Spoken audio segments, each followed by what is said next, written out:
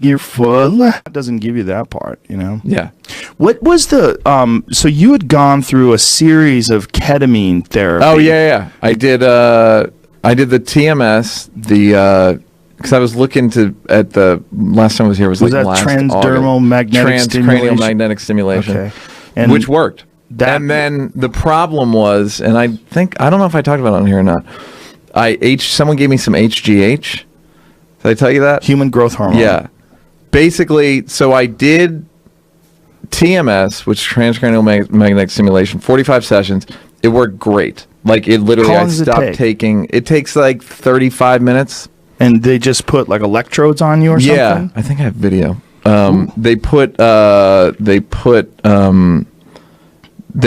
video on.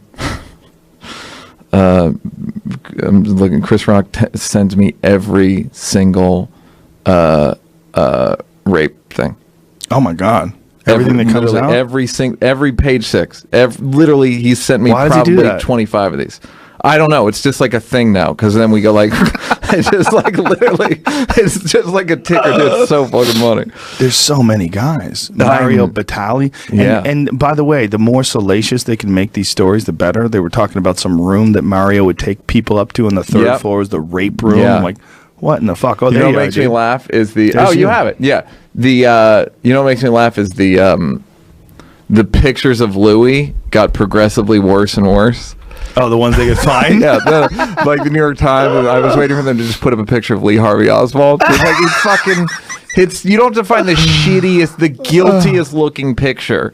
Well, there's so much video of him beating off, like air beating off. Yeah. You know, play that video. Like, is this you going through the treatment? Is this from the last time I was here, or this is online? Yes, from last time you were here. Yeah. Wow, look at that, man. Give me some volume. It's probably him talking about so it. I went to this. Whoa, dude.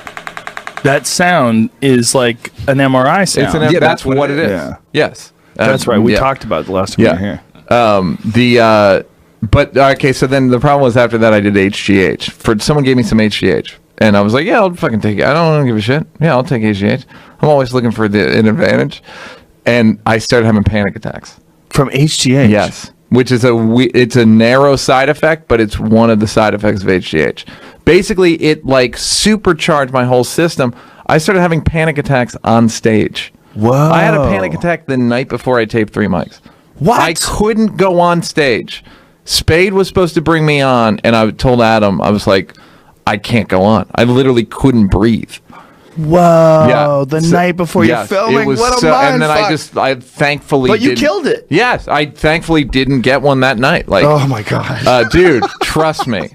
And then I had anxiety for months. Literally, like like when people say I have anxiety, I'd never had anxiety. I was like, I'm not an anxious person. I wouldn't even know what that's like. Wow. It's fucking miserable. Wow. To me, it was worse than depression because you're agitated and like you just feel like static. It just was like a static over your body. It was like you just have like this like cortisol snow and it sucked. So I went back on Zoloft, and then it ended the anxiety. No, but you were trying to get yourself off of that. Yeah. stuff, So now right? I'm gonna go. I'm back on. I just stopped taking Zoloft like 2 weeks ago. How do you feel? Can't. I feel actually really good because here's what I didn't say. I also microdosed. While I was on Zoloft, I microdosed shrooms like 3 times. Yeah. Which is actually like pretty fun. Yeah. It's super fun, but it's like not daunting. It's not. You're not like. It's not trippy. Right. You're not like. Feel really good. Yeah, you just feel good. I did that 3 times. I did LSD once, and I'm thinking of. So now I'm going off, and an interesting thing happened when I microdosed. I got significantly less angry, just as like an operating principle. Like I was just like, oh, I'm less angry. Like I just didn't feel as like snappy and shitty. Yeah.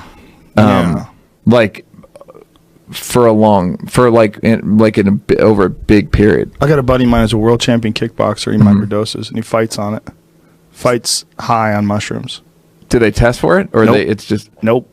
That's funny. Fucking people up while he's on mushrooms. That's great. And I mean, better than he's ever looked in his past.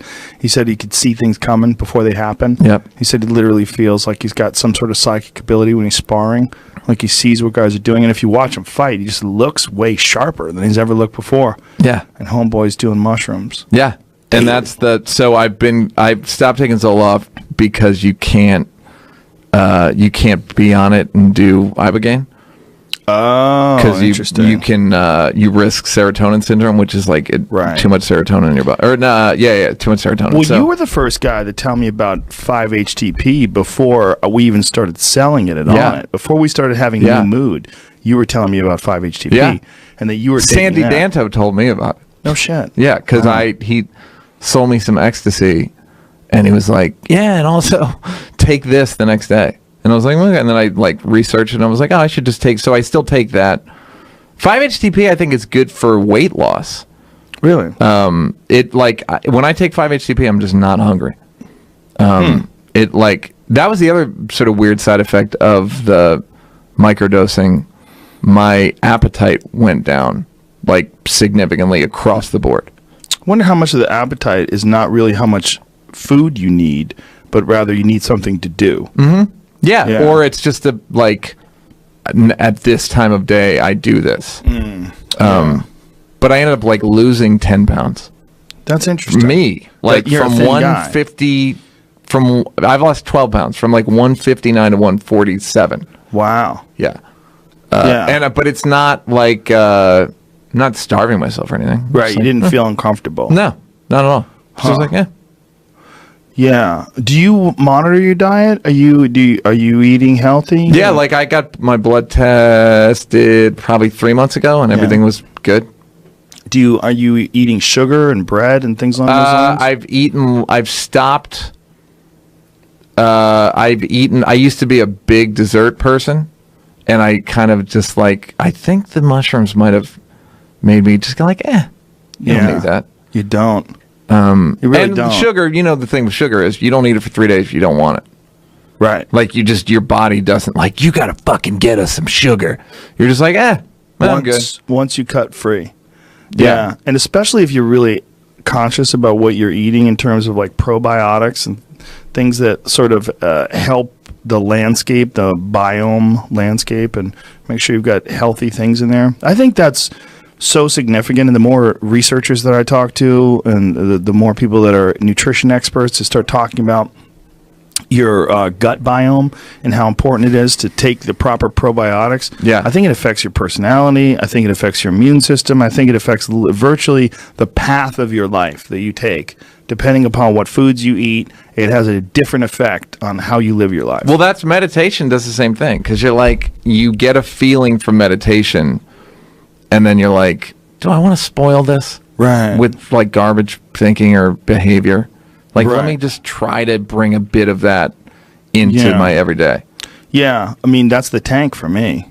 Yeah. The tank is, to I me, literally forgot about tanks until and I'm like, I live like a block from Float Lab. you got to go. Like I went, I think how long have you been doing this? 2002 was the first time I got one. When did you start doing the podcast? I think you told me about it. 2008?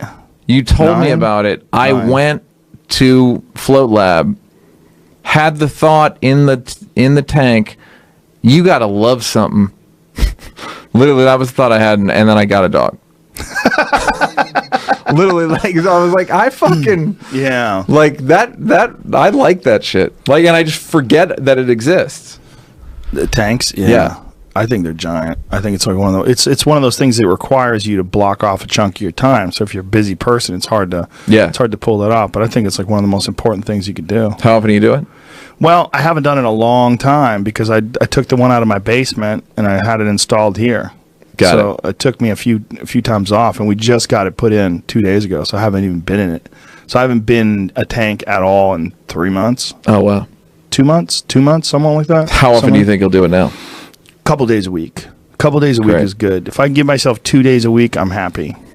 Do you ever go in and just think about your daughters? Yeah. Sure. Yeah. Yeah. Like, is it so? It's not. I don't like have a plan. Right. Sometimes I have a plan. Like maybe I'll have a bit that I'm trying to work out, and I just like this bit is just clunky. There's a part of it that's clunky. I'll smoke some pot and climb in that tank and think about it.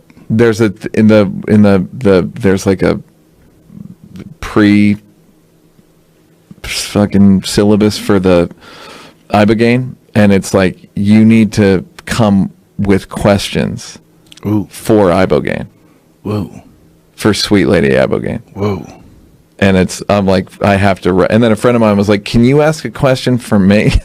It's like, no, I don't think that's legal. Like, he'd be like, hey, so Lucy Lucy needs advice on her new Lucy's book, man. curious about what's going on with her feet. Yeah, but I'm like looking forward to asking big questions. Although I gotta say, the last year has been very revealing for me in terms of like what's important.